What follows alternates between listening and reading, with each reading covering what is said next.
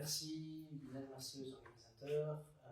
C'est la troisième conférence sur le livre pour François et moi en une semaine.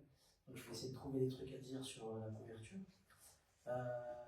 Sur le fond, donc Comme une huile traite de la question de l'art, traite aussi de la question du féminisme, traite aussi même de ce que l'on pourrait appeler, en parlant vite, la question de l'intersectionnalité, c'est-à-dire comment est-ce que les luttes se croisent, ou comment est-ce que les luttes se rencontrent ou se disjoignent.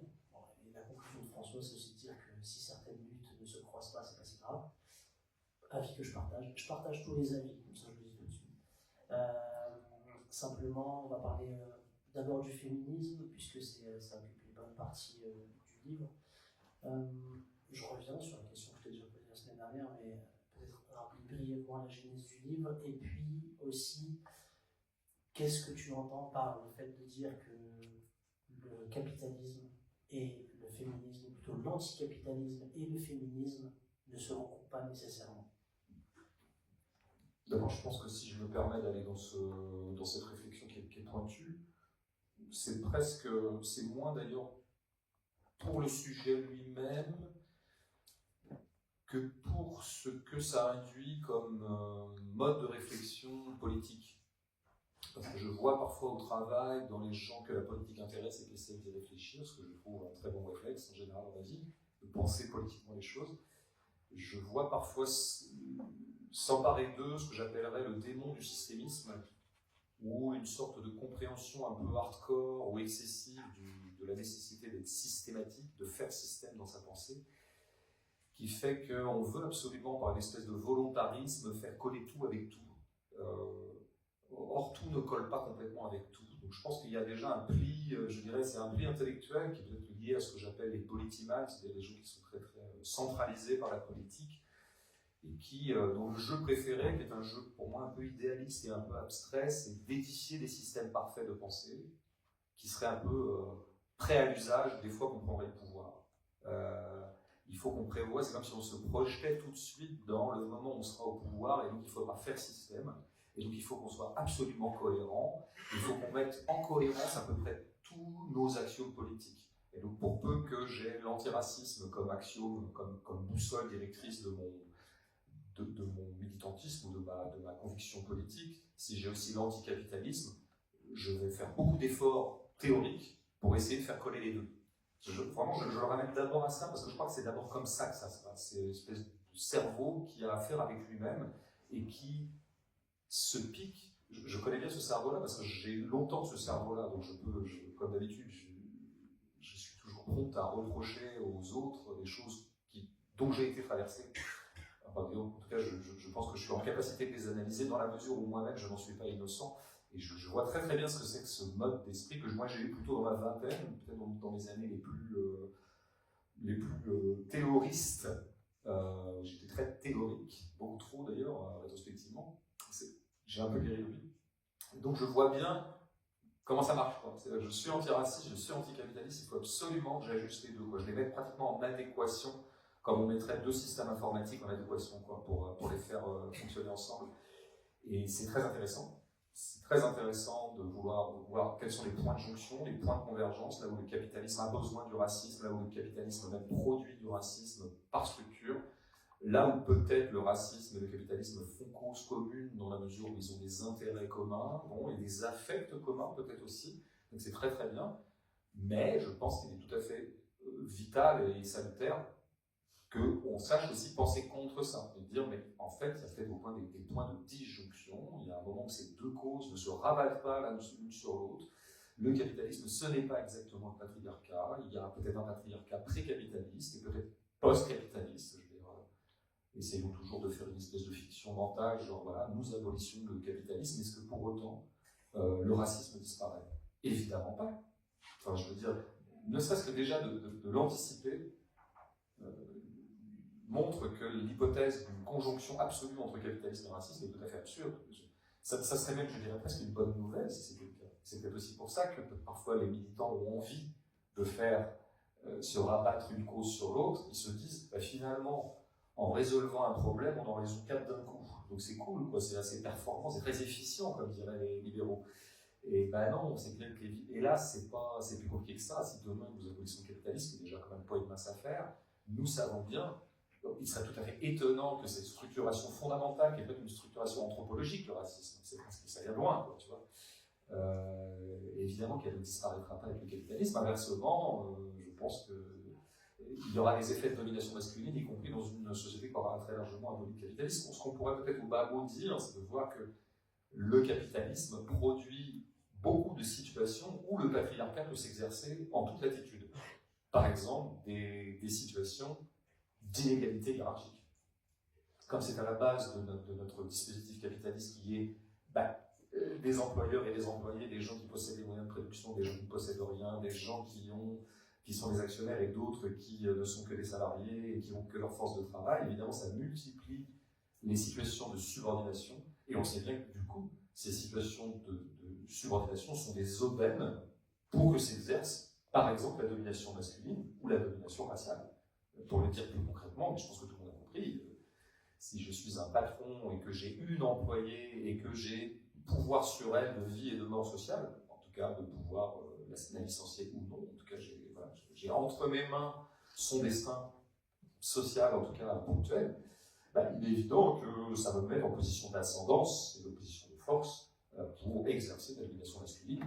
Et j'aurais beaucoup de façons de le faire, comme on sait, plus ou moins prédatrice, plus ou moins intrusive, plus ou moins agressive, plus ou moins violente.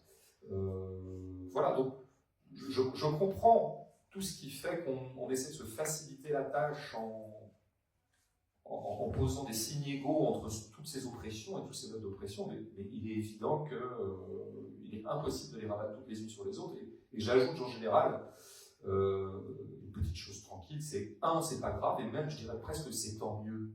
C'est tant mieux si patriarcat et capitalisme, ce n'est pas exactement la même chose, ça prouve que le monde est riche, quoi. La question est vaste, parce que ça serait trop simple si tout s'emboîtait dans tout. Le réel est évidemment plus compliqué que ça, et c'est toujours une bonne nouvelle que de constater que le réel est plus compliqué.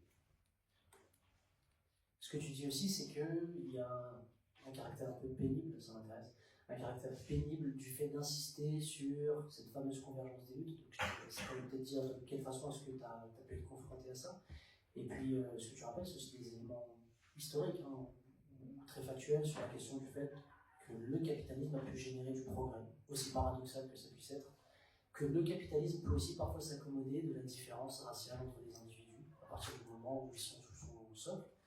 Donc, on peut avoir à Londres une femme voilée très performante qui ne pose aucun problème au capitalisme, je pense.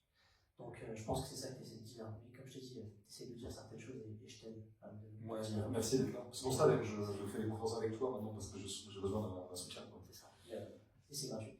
Mais je te laisse peut-être expliquer la question de la pénibilité et puis peut-être revenir sur cette question du progrès et capitalisme. Oui, c'est tout à fait envisageable. Oui, d'abord, tu vois, tu es passé assez vite de... Moi, j'étais en train de traiter dans ma première prise de parole d'intersectionnalité théorique, comment théoriquement les choses peuvent avoir des intersections, des différentes luttes. Et tout de suite, tu es passé à convergence des luttes, ce qui est encore un autre problème. Tu vois, tu peux avoir des intersections théoriques, mais ça n'a pas mécaniquement créé des convergences de lutte. Si on passe maintenant du côté de la pratique, à savoir la lutte, là je serais peut-être presque plus indulgent d'une certaine manière, parce que je trouve tout à fait normal, pour le coup, alors absolument même, je dirais plutôt salutaire, et en tout cas de bonne aloi, que de se demander comment est-ce que toutes ces luttes pourraient converger, ne serait-ce qu'à titre de rapport de force, parce que si on arrive à faire converger pas mal de luttes, eh bien on est plus fort. On est plus fort devant un ennemi dont on sait très bien qu'il est extrêmement fort, il est hégémonique, il est dominant, il a tous les leviers de pouvoir. Donc je pense que je comprends assez bien qu'on veuille absolument faire converger les luttes. En même temps, nous savons bien que parfois, à trop vouloir les faire converger, d'une certaine manière, on en dissout les spécificités. Et que dans une convergence, on va mettre en commun, c'est une espèce de petit dénominateur commun qui sera peut-être le plus faible de nous. Et donc peut-être, il est parfois souhaitable dans une lutte qu'on soit tout seul, enfin en tout cas une seule lutte, une seule, je dirais, un seul axe, je dirais, d'oppression et donc de résistance. Parce qu'on le sera plus puissamment, on le sera plus nettement, le geste sera plus net. Parce que moi j'ai connu quelques luttes, ou quelques mouvements, quelques mouvements sociaux, par exemple, mais aussi des luttes plus ponctuelles, plus situées, plus localisées, qui, à trop vouloir faire converger tout un tas de trucs, finissaient par noyer un peu le poisson. Et en noyant un peu le poisson, mais finalement, on y gagnait sans doute en nombre, mais on y perdait en intensité. Et donc, bon, là, je suis un peu théorique, mais je pense que tout le monde voit à peu près de quoi je veux parler, quoi. Et c'était une des choses qui a sans doute un tout petit peu affaibli, par exemple, même si c'est pas exactement le même sujet, mais c'est l'exemple qui me vient, c'est les Gilets jaunes, par exemple, avaient une espèce de phobie de la division.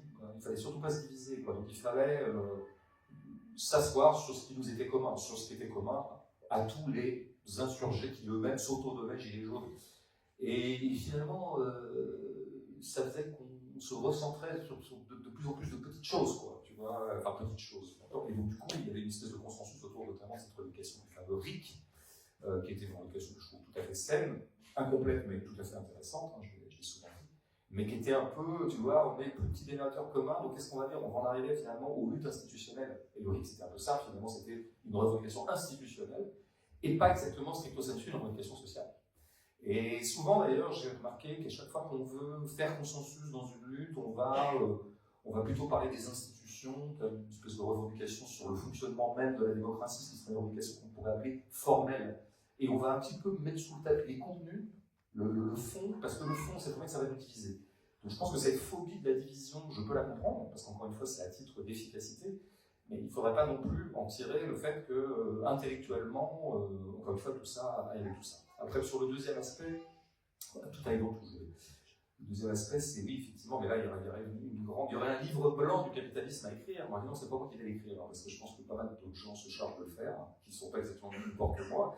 Mais bien sûr que, au sein même, moi je dirais plutôt que le capitalisme d'ailleurs, pour le dire de façon plus simple, et plus ça va d'ailleurs que je trouve que c'est pertinent de parler comme ça. Moi j'aime bien parler de société marchande. Je trouve que c'est presque plus simple de le dire comme ça. Parce que parfois on dit capitalisme, on ne sait plus exactement de quoi on parle. Quand on dit société marchande, je dirais donc, comment dire, le souci premier ou le ressort premier ou la passion, disons, structurante est de marchandiser toujours plus d'éléments du réel. Moi, je trouve que ça résume assez bien notre monde, qui est en voie de marchandisation intégrale et galopante. Bon, ben, il est évident que il est souvent arrivé que les intérêts des marchands croisent les intérêts du progrès au sens politique du terme. Là, on a pu parler de progressisme. Oui, bien sûr. Il est évident que, pour une part, les marchands, les gens qui veulent faire du profit en marchandisant des éléments de la réalité, des éléments du vivant, ont eu intérêt à faire travailler les femmes. Bien sûr, c'était des forces, c'était des bras, et les marchands ont besoin de bras, ils ont besoin d'une main-d'œuvre corvéable. Et ma foi, si on peut aller puiser dans la force de travail féminine, on ne va pas se gêner pour le faire. Et donc, du coup, pas mal de femmes accédaient au monde du travail et peut-être, du coup, se donnaient un peu plus les moyens d'une certaine autonomie par rapport à une éventuelle tutelle masculine. Et donc là, concrètement, bon, je pourrais prendre un autre exemple. Le marchand veut vendre ses produits. Il n'a qu'une religion, c'est de les vendre. Il pourrait vendre tout et son contraire, le marchand. Si à un moment, il faut qu'il vende de l'antiracisme, il vendra de l'antiracisme. Netflix n'arrête pas de vendre de l'antiracisme. Alors de l'antiracisme moral, bien sûr, de l'antiracisme pas très conséquent, mais de l'antiracisme qui n'est quand même pas négligeable par rapport au racisme structurel que nous connaissons, notamment dans les pays occidentaux. Je veux dire, quand tu vois arriver Netflix, si finalement t'explique que quand même c'est pas cool d'être raciste et que quand même les Noirs sont des gens comme nous et les Arabes sont des gens comme nous, t'as presque envie de dire merci Netflix par rapport à l'ambiance hystériquement raciste qui règne en ce moment, tu vois. Et oui, il y a un commerce, il y a un marketing de l'inclusion dans les fictions Netflix. J'en parlais d'anonymement, j'en ai déjà parlé ici ou là, tout le monde l'a d'ailleurs constaté. Pourquoi? Parce que si les gens de Netflix, par rapport à fait des études de marché, par rapport à ce qui est un peu le profil type du consommateur Netflix, qui est en gros, je dirais, un individu qui appartient à la classe moyenne mondialisée. C'est à peu près ça quand même le consommateur Netflix, ce sera mon profil d'ailleurs, le tien. Et celui-là, globalement, on peut parler sur le fait que c'est quand même pas un hyper facho, c'est pas un hyper masculin, c'est pas un hyper raciste, c'est pas bon, il est un peu, c'est une espèce de cool mondialisé, quoi. Donc, par rapport à l'étude de marché que je fais, par rapport à ce que serait ma clientèle potentielle, je vais me mettre à fabriquer, produire, diffuser, distribuer tout un tas de fictions qui sont absolument inclusives et qui, sans doute, à leur échelle, d'une manière ou d'une autre, vont un peu faire avancer la cause de l'antiracisme. Fut-il moral, fut-il superficiel, mais il ne faut pas être trop, eu égard encore une fois à l'hystérie raciste à laquelle on a affaire en ce moment, je pense que quand même, il ne faut pas totalement cracher sur les petits effets d'antiracisme moral, hein, ça va, hein, tu vois. Bon, bah, donc là, dans ces cas-là, les marchands. Bon, moi, il y a un autre exemple qui est très très classique, y compris dans le féminisme d'ailleurs. C'est la machine à laver. C'est la machine à laver. Je veux dire, il est évident que les marchands ont eu tout intérêt à développer tout un tas de produits qu'il fallait refourguer aux gens, qui allaient les acheter et qui allaient sérieusement augmenter le chiffre d'affaires, leur chiffre d'affaires à eux, les marchands. Et à un moment, ils ont balancé l'électroménager. Bon, il y a eu des progrès technologiques qui ont permis d'individualiser un certain nombre de machines, de les rendre toujours plus petites, plus performantes, et on allait pouvoir les mettre dans les logements des gens. C'est un peu comme les ordinateurs. Au départ, les ordinateurs, ils faisaient, je veux dire, 12 mètres cubes, c'était compliqué. Puis après, on a inventé le petit ordinateur domestique. Et donc, la machine à laver, c'est ça. Elle arrive, en gros, je pense, dans les foyers américains dans les années, je pense, 50. C'est un peu ça le boom de l'électroménager. Et puis en France, 60-70. Je crois que c'est là que massivement, les ménagères, comme on dit, ont pu bénéficier. Avec quand même, oui, il fallait quand même avoir un petit niveau financier, mais enfin, je pense que ça s'est très très démocratisé, quand même le lave-linge. Et bon, ça a été un progrès énorme pour les femmes. Un progrès énorme pour les femmes. Je veux dire, moi, ma mère est exactement contemporaine de ce truc-là. Donc elle a connu le linge qu'elle nettoyait à la main, qu'elle allait frotter comme ça. Elle allait même au lavoir quand elle était petite avec sa grand-mère ou sa mère, je ne sais plus, parce qu'elle était à la campagne, dans un milieu plutôt populaire. Donc elle a vu arriver l'électroménager, mais je veux dire, comment dire, tout de suite, c'est du gain de temps. C'est du épuisement à la tâche, c'est du gain de temps dingue. En plus, à l'époque, il n'y avait même pas de souci écologique, donc il n'y avait même pas cette espèce de contrepartie, ouais, mais quand même, ça va polluer. Donc c'était que bénéfique, quoi. Il y a énormément de femmes qui, à l'époque, ont vu arriver ça, je veux dire, c'était presque divin. C'était un don du ciel. Elles gagnaient énormément de temps, et donc non seulement elles s'épargnaient une tâche, en tout cas, je sais si même de s'occuper du linge d'une famille, même avec un linge chez du temps, ça ne m'a pas échappé quand je voyais ma mère faire, mais quand même c'était un gros gain de temps. Donc non seulement ça t'épargne une tâche, mais en plus ce temps que tu libères, c'est du temps dont tu vas peut-être pouvoir te servir pour t'émanciper. Par exemple, je ne sais pas, moi, aller se cultiver, aller au cinéma, aller se balader, prendre un amant, enfin tout un tas de trucs émancipateurs comme ça, quoi. S'occuper un peu de soi-même, ce qui me paraît toujours un peu un des vecteurs de l'émancipation, notamment féminine, que les femmes, pour moi le féminisme c'est quand même beaucoup ça, que les femmes aient gagné au long de l'histoire de droit de s'occuper d'elles-mêmes. Ce qui me paraît quand même très important. Et donc, oui, là, ça dégageait du temps. Et c'était pas, comment dire, c'est pas les féministes qui ont inventé le lave-linge. C'est pas les féministes qui ont inventé le lave-linge. C'est les capitalistes, c'est les marchands qui se sont dit, il y a une possibilité technologique, on va peut-être pouvoir, oh là là, ça va marcher, ça. Ça va marcher, on va mettre dans tous les foyers, ça va nous rapporter un max de thunes, puis après on inventera autre chose, puis après on va multiplier, y compris des choses beaucoup plus inutiles et beaucoup plus, dont l'intérêt n'était pas immédiat. Le lave-linge, je pense que l'intérêt est vraiment immédiat. Bon, ben voilà. Vous pourriez, il y a toute une histoire comme ça, des produits que le capitalisme est venu nous fournir, moyennant finance bien sûr, mais parfois pour des bourses y compris assez légères, et qui ont sensiblement amélioré, comme on dit, l'ordinaire des gens, et par exemple l'ordinaire des femmes dans l'exemple que je prenais. Donc on pourrait multiplier ces exemples-là. Et après, bien sûr, à côté de ça, il faudrait retourner très vite au livre noir du capitalisme, qui montrerait tous ces objets qui, au contraire, nous ont aliénés, qu'il a mis sur le marché. Le capitaliste, comme on sait, n'a pas beaucoup de convictions politiques. Il a des convictions politiques de ses intérêts. Et donc, il est tout à fait normal, de par l'essence même du capitalisme, que de temps en temps, ça croise le progressisme. Et il faut bien le reconnaître. Moi, ça ne me rend pas du tout moins anticapitaliste que de penser ça. Mais peut-être que ça me rend un anticapitaliste un peu plus pointu et un peu plus connaisseur de mon adversaire. Ce que tu dis aussi, même dans la continuité de ce que tu viens d'évoquer, c'est que le militantisme aurait une sorte d'angle mort sur ce sujet. En tout cas, que le militantisme pris par le comportement sans cesse indigné ne verrait pas justement cette approche qui consisterait quand même à finalement être un peu plus stratège dans la reconnaissance factuelle de ce qu'il peut y avoir s'agissant du capitalisme, de ce dont on parle quand on parle de lutte anticapitaliste ou de s'agissant du racisme. C'est-à-dire qu'il y a aussi un féminisme que tu évoques dans le livre après avoir évoqué le féminisme structurel. Tu évoques aussi un féminisme qui peut être de droite, d'une certaine façon. Oui, c'est compliqué de le dire comme ça, mais je pense que... Bon, ce qui est de toute évidence, mais ça j'en avais déjà parlé dans Boniment, et puis ici ou là aussi, ce sur quoi il est assez facile de s'entendre, c'est de dire qu'il y a un féminisme libéral. Féminisme libéral consistant à souhaiter, à convier les femmes à l'effort de production générale, voilà, et aux performances de production générale. Et donc, donc les femmes, on est pour qu'elles accèdent au travail et qu'elles deviennent patrons comme au même titre que patrons, qu'il y en ait de plus en plus dans les conseils d'administration des grandes entreprises, qu'il y en ait de plus en plus à la télé, qui présentent le journal, qu'il y en ait de plus en plus qui fassent de l'art, etc. Enfin, qui soient en commande de films ou qui puissent advenir à une certaine position publique en matière de littérature, en matière de tel ou tel domaine, en politique évidemment, la parité, etc. Quand je dis que c'est un féminisme libéral, ça ne veut pas dire que c'est un féminisme absolument laid et contre lequel il faille lutter. Peut-être qu'il fait partie un peu d'un moment dialectique de la lutte féministe, de la même façon que dans le marxisme, les progrès occasionnés par l'avènement du capitalisme sont considérés comme une espèce de premier moment dialectique dans la marche du progrès. C'est vraiment complètement chez Marx, ça. Donc on pourrait dire que le féminisme libéral participe probablement dialectiquement d'un effort plus général qu'on appellera le féminisme, et auquel évidemment il faut donner un prolongement beaucoup plus structurel, beaucoup plus consistant. Mais bon, le féminisme libéral, il est ce qu'il est.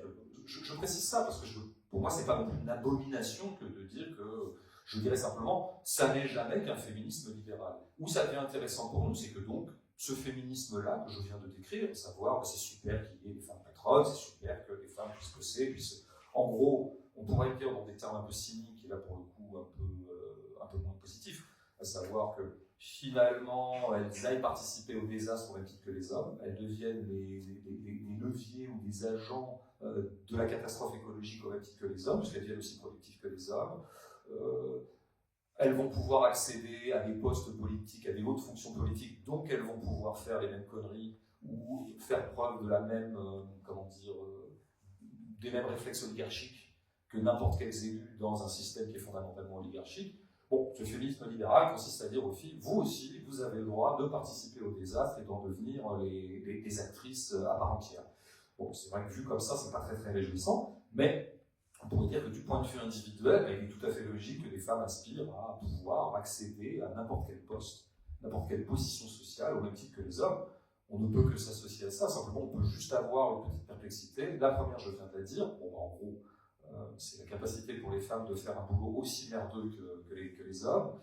Et deuxièmement, une fois qu'on a dit ça, on n'a pas dit grand-chose. Parce que vous allez accéder à des postes, enfin dans une société qui est absolument toujours la même. Et vous êtes sans doute bien avancé, mais le paysage général de la société n'a pas avancé. Donc ça, c'est le féminisme libéral. Je constate que ce féminisme libéral est tout à fait partagé par tout un tas de femmes de droite.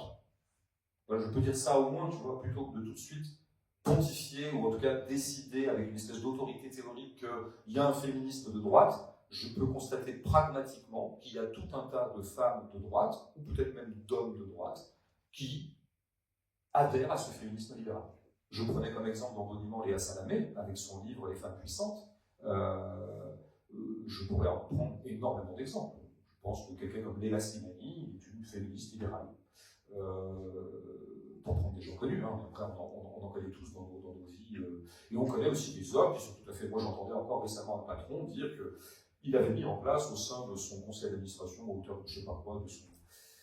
c'est quel sous-organisme de sa firme, sous-institution, un système de parité, parce qu'il trouvait que c'était très intéressant d'avoir des femmes. Alors après, il disait évidemment plein de conneries, comme souvent ces mecs-là, à savoir, parce que les femmes, elles ont quand même une intelligence à elles, quoi. Elles ont une espèce de subtilité, elles sont plus fines, elles sont plus concrètes.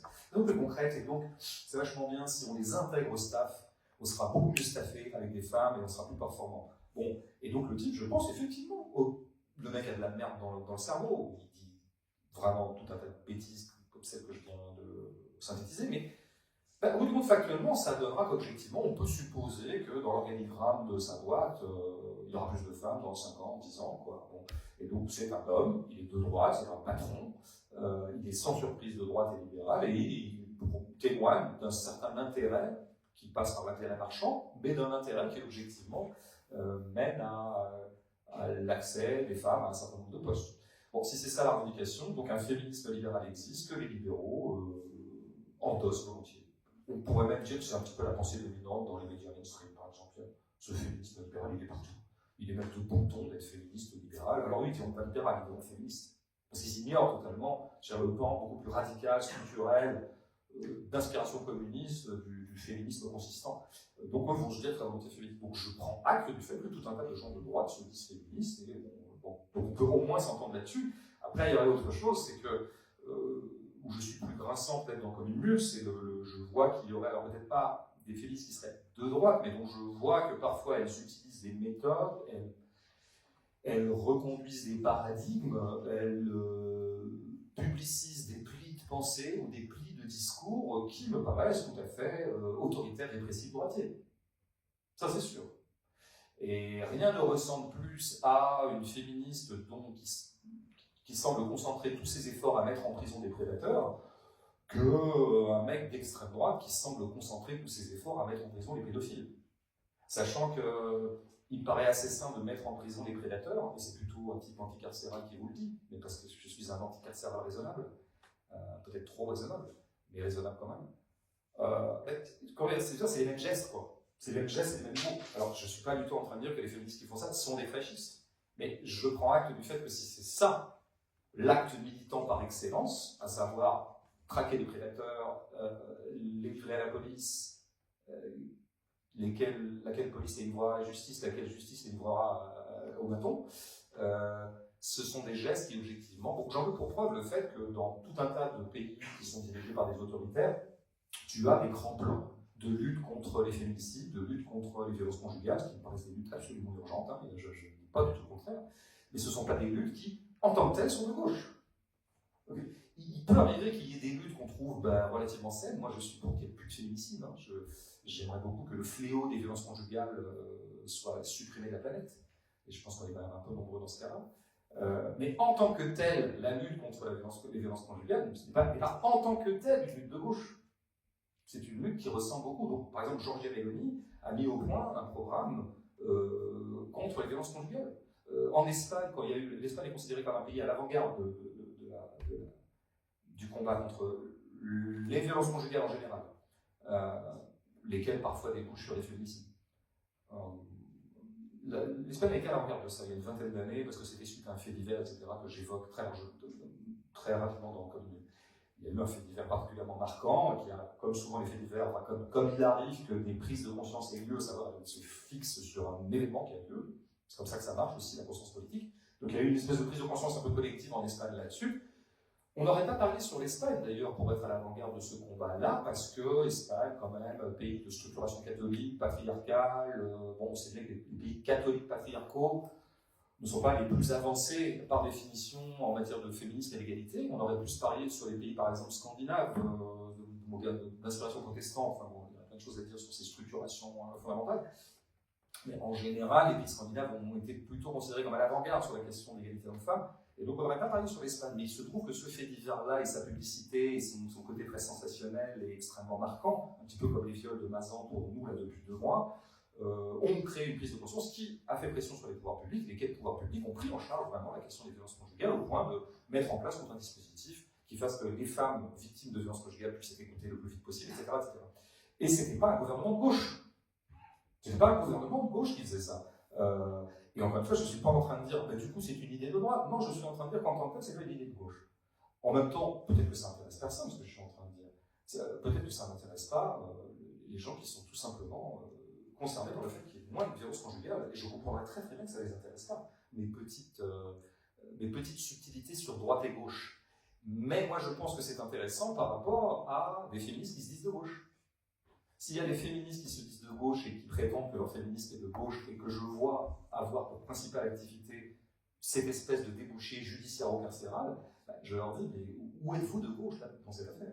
Vous faites un travail sans doute nécessaire, encore une fois je m'y associe, où êtes-vous de gauche en mettant en avant cette affaire-là, quoi. Et du coup, peut-être en ne mettant pas en avant ce qui serait spécifiquement un féminisme de gauche, parce que féminisme structurel, etc.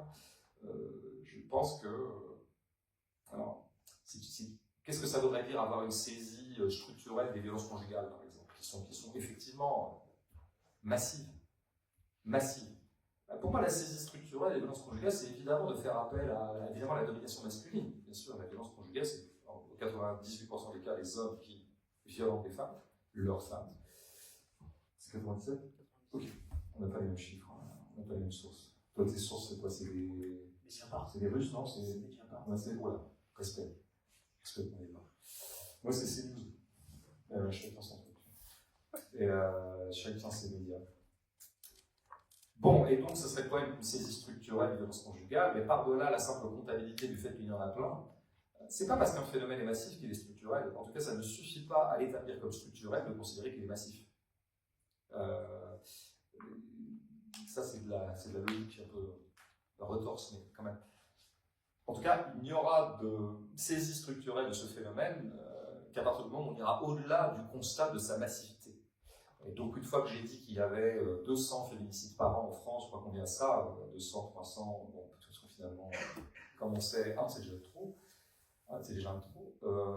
Bon, qu'est-ce que ça voudrait dire une saisie structurelle? Je pense qu'effectivement, elle mettrait en avant la domination structurelle qui fait que les hommes sont très largement éduqués par les structures sociales même à considérer qu'ils ont l'ascendant. Peut-être qu'effectivement, on mettrait aussi en avant le fait que les hommes ont souvent l'ascendant physique, ce qui serait encore autre chose, mais ça, c'est tellement évident que ça ne mérite même pas d'être dit. Mais je pense qu'il y a une autorisation à la violence chez les hommes qui excède simplement le fait qu'ils en aient la possibilité par ascendance physique. Et donc là, on commence déjà à devenir structurel, c'est-à-dire que qu'est-ce qui fait dans les mentalités générales induites par le corps social lui-même qui font que les hommes se sont autorisés à violenter leurs femmes, autorisés, tout simplement autorisés, comme si le corps des femmes était à leur possession, et ils pouvaient en disposer comme ils l'entendent. Alors là, oui, on commence à dire, c'est quoi cette structuration? Est-ce qu'elles sont simplement des faits anthropologiques? Est-ce qu'elles sont liées, par exemple, au capitalisme? Tiens, ça, on y reviendrait. Donc au système économique. Bon, c'est ça la pensée structurelle. Et là, on fait notre travail de féministe structurel.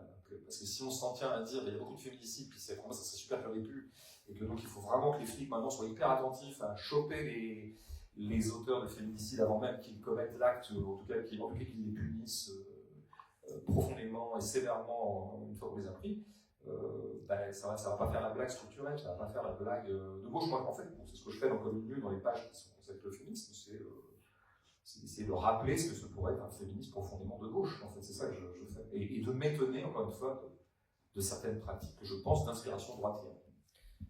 Oui, et puis aussi, tu évoques dans le livre la question de l'essentialisme et la question aussi de savoir de quoi est-ce qu'on parle. Alors, effectivement, l'aspect factuel, c'est de dire que non pas 97, mais 97% des violences sont commises par des hommes. Maintenant, ça nous a fait évoquer aussi la question d'essentialisme par rapport à certains slogans qu'on avait pu voir, et on l'a évoqué la semaine dernière par rapport à ce qui s'est dit au procès Pellico, où un des slogans c'était pas tous les hommes, mais tous des hommes. Et ce que je t'avais évoqué aussi, c'est ça pouvait donner à penser à certains slogans fascistes qui, au moment des attentats, disaient tous les musulmans ne sont pas terroristes, mais tous les terroristes sont musulmans. Donc, on revient à cette question d'essentialisme, et je te laisse peut-être revenir sur ta démonstration. Comment est-ce que l'essentialisme n'est pas d'essence de gauche, et donc forcément que ça, quand on voit qu'il peut y avoir des jointures à ce niveau-là, ça nous questionne s'agissant de certaines méthodes, de certaines approches. Je crois qu'il faut d'abord noter ce que je fais dans le livre, c'est, je pense, un flou artistique par rapport à ces affaires-là, mais comme pour beaucoup de ces affaires-là, parce qu'elles sont complexes et que souvent nous sommes assez nombreux, voire même tous, dans le brouillard. Parce que c'est une question complexe. Et donc, soit on fait l'effort de clarté, soit finalement on se contente un peu du brouillard, parce qu'on aime bien le brouillard, et en tout cas on s'accommode à celui du brouillard. Bon, moi j'aime pas trop le brouillard, donc j'essaie de dissiper la fumée, et c'est pour ça que j'écris. En tout cas, écrire me sert à clarifier, et Commune Nue est un livre de clarification à mon propre usage déjà. Et après, si ça peut intéresser d'autres gens, allons-y gaiement. Et donc sur ces questions-là, je voyais. Alors il y a aussi des gens qui entretiennent le flou savamment. Comme disait, je ne sais plus qui, je pense que c'est Talleyrand ou quelqu'un comme ça, qui disait on ne sort de l'ambiguïté qu'à ses dépens.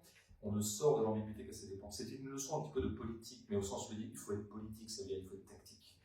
C'est l'art de la politique, c'est l'art de conserver le pouvoir. C'est pas du tout ce que nous on entend par politique de façon positive, c'est vraiment plutôt la science de la sociabilité, en tout cas de la réussite sociale. Et donc, dans le champ, dans l'interrelation, tu ne sortiras de l'ambiguïté qu'à tes dépens. Ça veut dire quoi? Ça veut dire que tu as toujours intérêt à ménager chèvre et chou.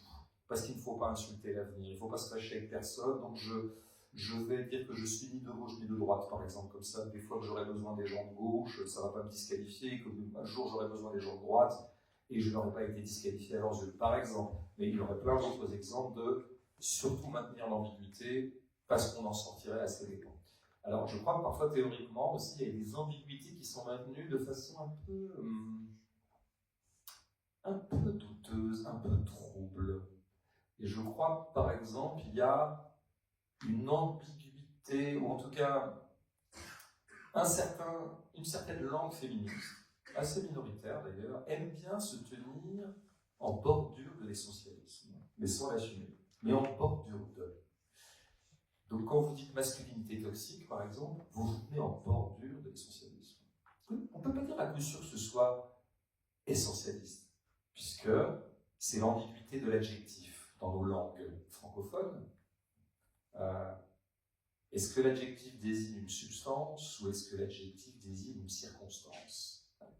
Donc pour le dire plus simplement, est-ce que dans masculinité toxique, la toxicité est fondamentalement attachée à la masculinité? Ou est-ce que c'est simplement une qualification ponctuelle et circonstancielle? Il y a de temps en temps dans le masculin une certaine toxicité. À s'en tenir au strict usage de l'adjectif qualificatif en français, l'adjectif qualificatif, on ne peut pas trancher. Donc l'expression masculinité toxique maintient l'ambiguïté. C'est essentialiste mais pas. C'est un peu tout le masculin, c'est le masculin lui-même qui est toxique, mais en fait non, c'est certains hommes. En tout cas, il y a certains hommes qui sont porteurs d'une certaine masculinité toxique. Donc c'est pas essentialiste, il y a quand même un peu. Et je pense qu'il y a parfois une malignité de certaines féministes à maintenir l'hypothèse essentialiste sans véritablement l'assumer. Et moi, je préférerais qu'elle l'assume. Au moins, les choses seraient claires. Voilà, il y a le masculin est fondamentalement toxique. Alors là, une fois qu'on a affaire à de l'essentialisme, ce que j'appelle dans Commune Nulle une espèce de systématisme tellement poussé dans ces dernières extrémités qu'on en arrive à l'essentialisme. En fait, l'essentialisme, ça serait une espèce de version excessive, dégradée de la pensée systémique. Ce serait, plutôt que de dire la société produit systémiquement ou systématiquement de la domination masculine, vous allez en arriver finalement au bout du compte, c'est l'essence même du masculin qui de toute façon produit de la domination, de la violence, de l'agression, de la toxicité. Et de fait, alors il y a même des textes assez connus, j'en cite un d'ailleurs, parce que j'avais écrit dessus en 2006, le fameux texte de Valérie Solanas, qui est celle qui a tiré sur Andy Warhol. C'était une fille qui était un petit peu frappée, géniale et frappée. Bon, elle a fini par se commettre, c'était dans l'ambiance de la Factory, pour ceux qui connaissent un peu la vie d'Andy Warhol, bon, bref, dans cette espèce de grand atelier de la Factory, et où il y avait beaucoup de gens qui se piquaient, qui se droguaient, il se passait plein de choses là-dedans, et arrive une fois cette Valérie Solanas, qui connaissait Andy Warhol, qui lui tire dessus. Donc, bon, geste un peu fou, finalement, Andy Warhol s'en est remis, même s'il était très très atteint, je crois. Ouais, et elle a écrit cette femme, alors je pense après cet attentat, ou avant, je ne sais plus, mais qui s'appelle le Scum Manifesto. Le Scum Manifesto, moi j'aimais bien le texte, c'est pour ça que j'en avais plutôt du bien quand j'avais écrit dessus il y a une vingtaine d'années dans une revue obscure, parce que j'aimais bien qu'il assume totalement son essentialisme. Il disait qu'il faut se débarrasser des hommes. Voilà. Il faut s'en débarrasser.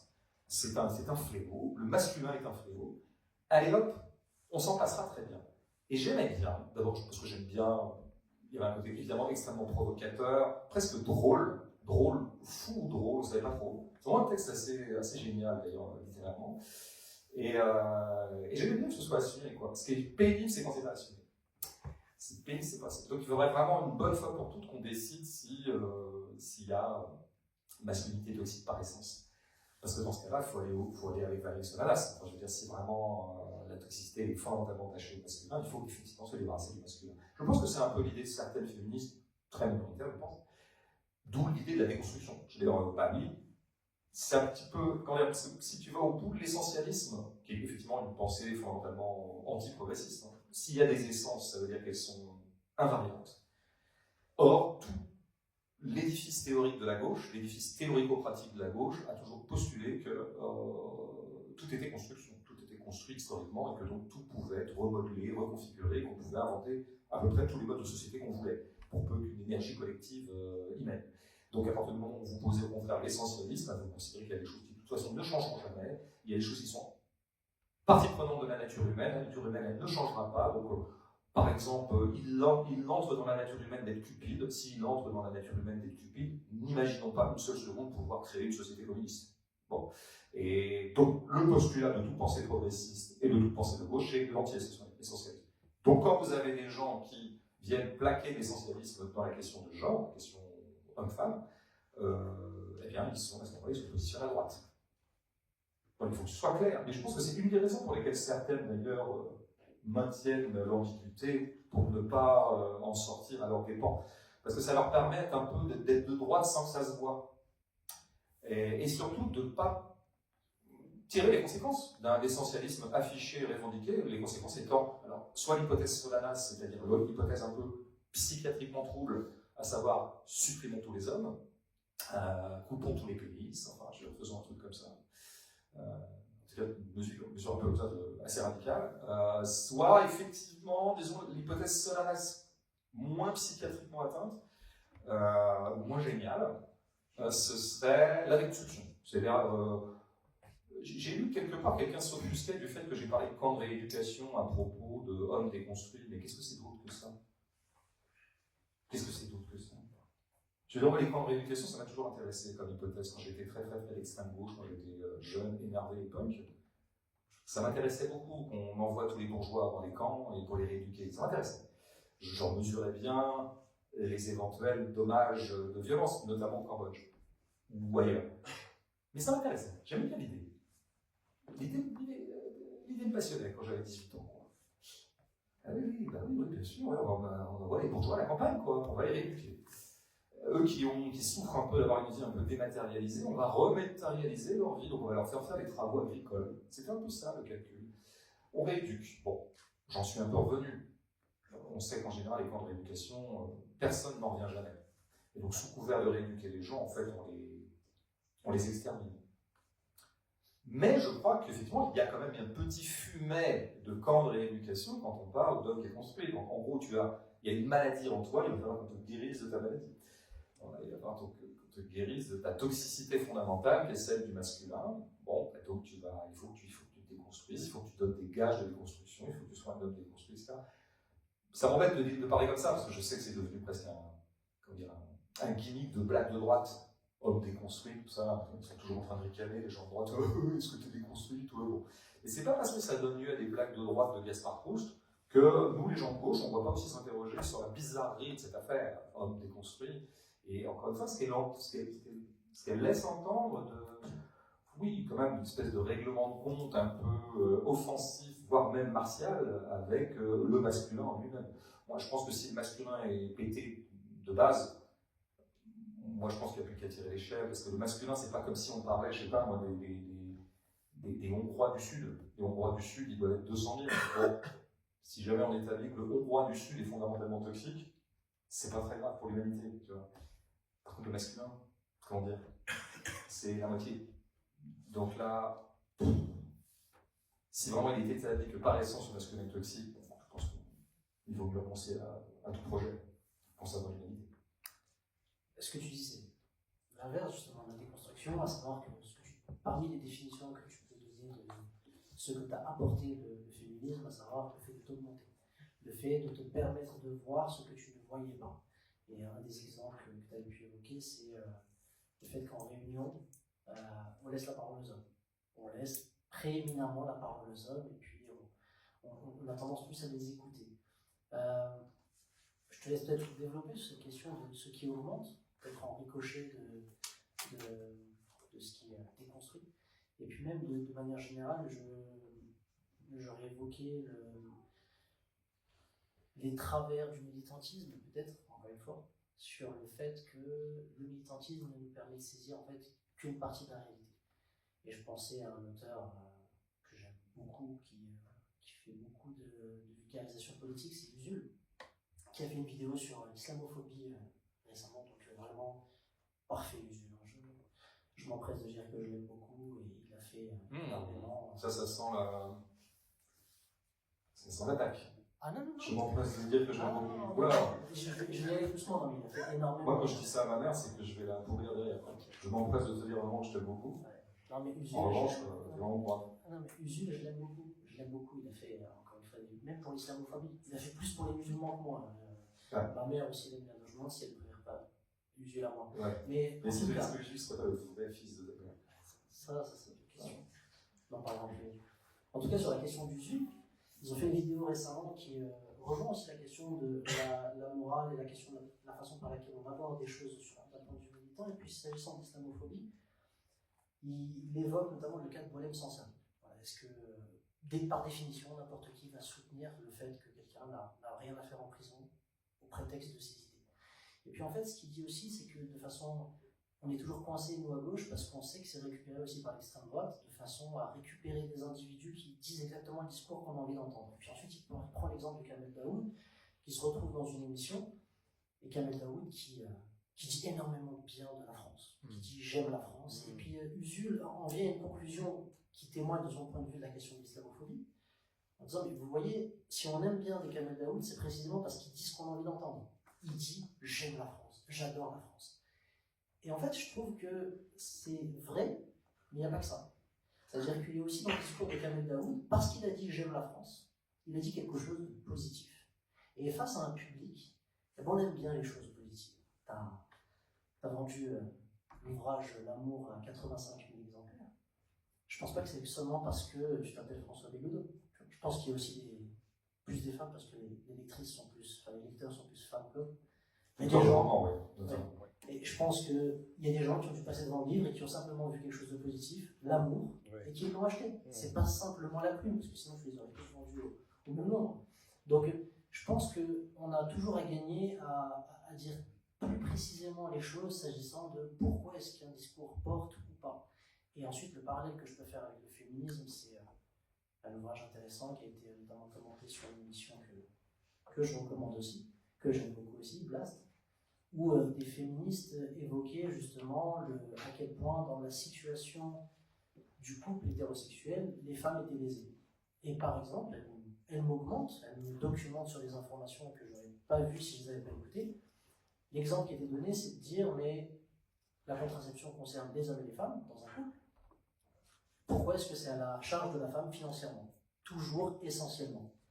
Tu repères des choses que tu ne vois pas. Mais ensuite, ce qui se passe, c'est que comme elles sont entre filles, je vois là s'installer donc 45 minutes de discussion passionnante, factuelle, et dans le dernier quart d'heure, je vois un peu de zèle en fait. Je vois un peu de zèle presque contre-productif. Je ne sais pas si ça rejoindra ce que tu disais. Et puis l'exemple qu'elle finissait par donner, c'est de dire, mais en fait, le maquillage étant une construction sociale, il faudrait qu'on envisage de partager les frais de maquillage avec les hommes. Bon, alors bonne chance. 2, j'aurais envie d'apporter une phrase de Malcolm X à ce moment-là. Ouais, mais si socialement les Noirs, on les a invités à se défriser les cheveux, eh bien, il faut arrêter de se défriser les cheveux et pas demander aux femmes noires de payer le défrisage de leur mari noir, par exemple. Donc c'est là où je voulais intervenir dans la discussion, mais je n'étais pas invité, donc je le dis ici. Mais c'est de cette façon-là que je pense qu'on a tout à gagner à ce que les discussions ne soient pas dans un entre-soi qui n'augmente pas, mais qui crée simplement du zèle contre-productif.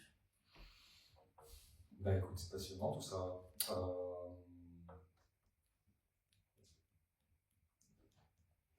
Je vais retenir 2 petits points de fixation sur tout ce que tu viens de dire, théoriquement brillant. Juste un petit truc sur Boualem Sansal, tu vois. C'est vrai que c'est intéressant, tu vois, de se poser. De toute façon, c'est toujours intéressant des petits cas. Des cas. Il faut fonctionner par cas, penser par cas. Donc penser en situation. Un cas nous est offert. Offert, et pas le verbe adéquat, mais quelque chose qui est au-devant de nous qui est un cas. Un homme, Boualem Sansal, qui est un écrivain franco-algérien, il a 2 nationalités maintenant, qui effectivement est très connu depuis 10-15 ans sur la place publique française pour beaucoup se répandre contre 1. L'Algérie, 2. L'islam, 2. L'Algérie aux mains de l'islam, etc., etc. Très apprécié pour ça par des éléments extrêmement droitiers du corps social français. Ce Boualem Sansal se trouvait emprisonné, un emprisonnement très arbitraire, d'un pouvoir très autoritaire qui est le pouvoir algérien actuellement. Et tiens, moi je me disais, bah tiens, heureusement que je suis plus du tout invité à la télé, parce que de toute façon, j'y serais passé, je serais passé à la question. Si j'étais invité à l'émission de Léa Salamé, par exemple, le samedi soir, ou ailleurs, ou, tu vois, un truc comme ça, où on te pose systématiquement ce genre de questions, quel que soit le livre pour lequel tu es censé être présent. Alors, on va surtout te poser des questions d'actualité, des questions, mais qu'est-ce que vous pensez d'œuvres? Et vous pensez des trucs, de plein de trucs, quoi. Et tu te retrouves un peu piégé parfois à devoir parler de choses dont tu n'aimerais ne pas parler. Et donc il faut bien que tu te poses la question, mais qu'est-ce que je dis? Si jamais moi je me retrouve dans cette position-là, qui, Dieu m'en préserve, et grâce à Dieu, ne se produira plus dans ma vie, mais admettons, et alors, sur les vélos, voilà, sans ça, un petit mot quand même, parce que, et alors évidemment, eux, ils ont très très envie que je dise, c'est vraiment lamentable ce qui arrive à Bonhomme Central. Il faut qu'on fasse tout score pour libérer cet écrivain des geôles algériennes où il a été arbitrairement mis. C'est ça qu'ils attendent. Et si jamais tu dis autre chose que ça, comme c'est arrivé d'ailleurs récemment sur un plateau, pour un intellectuel français d'origine arabe, un chercheur, et bien évidemment tu vas te prendre une source, quoi.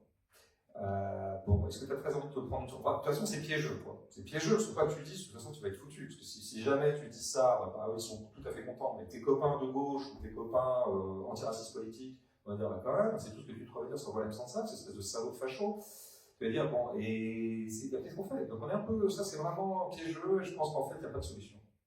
Il n'y a que des coups à prendre, comme on dit, c'est une très belle expression. Il y a parfois des trucs où il n'y a que des coups à prendre, et ce qu'il faudrait faire, c'est, peut-être on pourrait aussi parfois, hypothèse 1, fermer sa gueule. C'est-à-dire, on pourrait très bien dire, si je suis invité sur un plateau, je pourrais dire, je vois que je ne veux pas en parler. C'est votre actu, c'est pas la mienne. Ça serait peut-être le truc le plus sain à dire. Mais même si tu dis ça, tu vas te faire quand même torpiller par les deux camps. Évidemment, le camp républicain en voie de fascisation va dire, ah, comment ça, on ne condamne pas l'emprisonnement d'un héros de la liberté islamo-gauchiste, voilà. Et si tes copains islamo-gauchistes vont dire, mais quand même, tu aurais pu enfoncer là quand même, sans ça, cette espèce de facho là, qui parle au facho depuis 15 ans, etc. Et bon, donc de toute façon, il faudrait fermer sa gueule, mais même fermer sa gueule, ça va pas être super. Ça commence à devenir compliqué. Moi, je me disais quand même, bon, je réfléchis, hein, je me fais comme ça des petits problèmes de moi à moi, parce que je m'ennuie beaucoup. Je me disais quand même que ça m'emmerde un peu, qu'il y a des situations où il faut savoir prioriser un peu les choses. Voilà. Des situations où il faudra ça. Donc moi, ce que je dirais, par exemple, tu vois, je me mets dans une situation de merde alors que personne ne m'a demandé de m'y mettre, je dirais, Boalem Sansal a été arrêté par un pouvoir dictatorial, autoritaire, arbitraire. Rien ne justifie cette arrestation. Je souhaite donc qu'il soit libéré, toutes affaires cessantes. Pour le reste, j'ai beaucoup de choses à dire, mais je les dirai quand il sera libéré. Voilà. Pour le reste, j'ai beaucoup de choses à redire de ce monsieur, mais je les dirai quand il sera libéré. Parce que je trouve quand même, au bout du compte, et tu vois, ça reviendra un petit peu ce que tu disais. Moi, je me mets à la place des gens qui seraient un peu droite-gauche, qui essaient de voir qui sont les plus séduisants, vers qui ils ont envie d'aller, tu vois. Et donc, notre problème, nous, gens de gauche, c'est de se rendre séduisant pour des gens qui, pour l'instant, ne sont pas complètement séduits par le produit de gauche. Et ben, je pense que s'ils entendent des gens comme ça, on s'en de Rousseau récemment, mais d'autres gens dire oui, non, mais c'est vrai, faire une espèce de précaution du butoir pour commencer le truc, parce que Sandrine Rousseau, c'est ce qu'elle fait, quand elle a pris la parole, je crois, il y a 2 jours, je ne sais plus. Ou non, mais bon, alors il est évident que c'est quand même vraiment pas sympa de la part du pouvoir algérien d'emprisonner un écrivain, alors que bon, fondamentalement, il n'y a pas grand-chose à lui reprocher. Mais quand même, j'aimerais quand même tenir à dire que quand même, c'est un monsieur fasciste. Et ben oui, le mec devant sa télé, il se dit, les gauchos, c'est comme ça. Les gauchos, c'est ça, ils font juste une petite précaution de butoir sur un pouvoir qui, de toute évidence, est un pouvoir aux mains des militaires depuis 100 000 ans, mais qui est un pouvoir fondamentalement dictatorial arbitraire. Et je vous dis ça avec toute la sympathie que je peux avoir pour l'Algérie, le Maghreb, l'Afrique, l'Australie, le Pérou, enfin tout. Je suis l'ami de l'humanité. Donc, je trouve quelque chose d'être presque indécent, d'une certaine manière, de malvenu. On peut très bien s'en sortir en disant il y a un homme en prison de façon absolument arbitraire, pour l'instant on le libère. Et après, on va s'expliquer, ouais. On va s'expliquer. Moi, j'ai d'autant plus maintenant envie de faire ce que j'ai toujours rêvé de faire depuis 10-15 ans et que j'ai jamais eu l'occasion de le faire, c'est vraiment de faire une critique de sa littérature. Je vais le faire un jour, je vais le faire bientôt pour Daoud, je pense que j'ai lu son dernier livre, qui est avant toute chose, avant de rentrer dans le billard à Liban de Daoud, nous défend pas, et les fascistes, je sais pas trop quoi, c'est un mauvais livre. Voilà, première chose. Donc, toi, Kamel, qui veut absolument devenir plus français que français, qui a envie d'être absolument entériné et adoubé par les professeurs de français que je pourrais incarner, à savoir moi je suis le dépositaire du fait que c'est bon, tu as montré tous les signes de francité, tu as adhéré à la littérature française, je te dis, puisque tu as absolument envie, toi Kamel, de me constituer comme un professeur qui va t'accueillir au Collège de France, à tous les sens du terme, ben je te dis Kamel, peut mieux faire. Je te dis, c'est pas encore ça mon vieux. Toi qui veux absolument faire de la grande littérature française, ben non, va encore un effort. Et je me demande s'il ne faudrait pas qu'il écrive un peu son prochain livre en arabe. Je me suis dit, parce qu'il sait pas, il fait quand même des choses très violentes dans son livre, parenthèse. Il dit quand même que son héroïne, qui est la narratrice, donc elle parle d'une espèce de monologue intérieur, parce qu'elle a été égorgée pendant la guerre civile, donc elle est privée maintenant de la parole, et donc la narration lui donne la parole. Et elle dit qu'elle a une langue extérieure et une langue intérieure. Et la langue extérieure, c'est la langue des barbares, c'est la langue qui dit rien, c'est la langue désarticulée et animale, c'est l'arabe. Et la langue intérieure, c'est la langue de la poésie, c'est la langue du sens, de la philosophie, de la sentimentalité, de l'affect, c'est la langue française. C'est dans le livre de Kamel Daoud. Et c'est répété 10 fois, c'est pas un truc à la page 32, un petit lapsus comme ça. Il le martèle beaucoup. Voilà.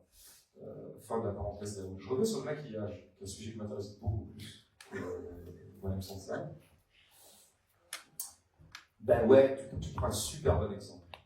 Super bon exemple parce que, et je pense que j'ai pas vu la même vidéo, dont tu parlais, mais j'en ai vu encore du coup, mais je pense que j'aurais les mêmes sentiments que toi.